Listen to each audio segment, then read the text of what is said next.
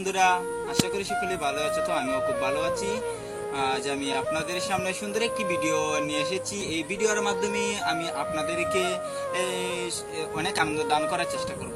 তো বন্ধুরা, আজ আমি আপনাদের সামনে সুন্দর একটি কবিতা আবৃত্তি করে শোনাবো।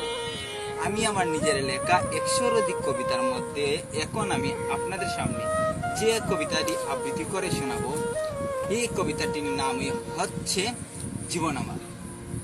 জীবন আমার কবিতাটি আমি আবৃত্তি করে আপনাদের শোনাবো। তো বন্ধুরা, আমি একটি কথা বলি যে এই জীবন আমার কবিতাটি আমি আবৃত্তি করে আপনাদের শোনাবো। তো বন্ধুরা, আমি একটি কথা বলি যে আমি একটা প্রশ্ন করি, মানব জীবন কি? এটা কি আপনারা জানেন?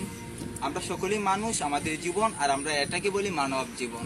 তো মানব জীবনের সঙ্গে আমিও এতদিন জানতাম না। আমি এই বই পড়তে গিয়ে আমি একজনের কাছ থেকে জানতে পারি।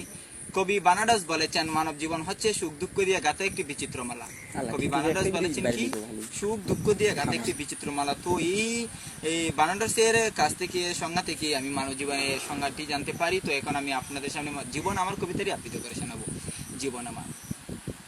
জীবন আমার কষ্টে যাবে, ভাবি না সে কথা। একদিন কি আর আসবে না সুখের প্রত্যাশা। জীবনেতে দুঃখ কষ্ট আছে উত্তান পাতাম, 7 সমুদ্র পাড়ি দিয়ে মানুষ হয় না পারা। জীবনেতে দুঃখ কষ্ট আসুক হাজার বাধা, সব কিছু পেরিয়ে আমি করব সুখের বাসা। জীবনেতে দুঃখ কষ্ট চাই না তেমন সুখ, হাসি খুশিতে দিন না কাটালে এটা আমার বড় দুঃখ।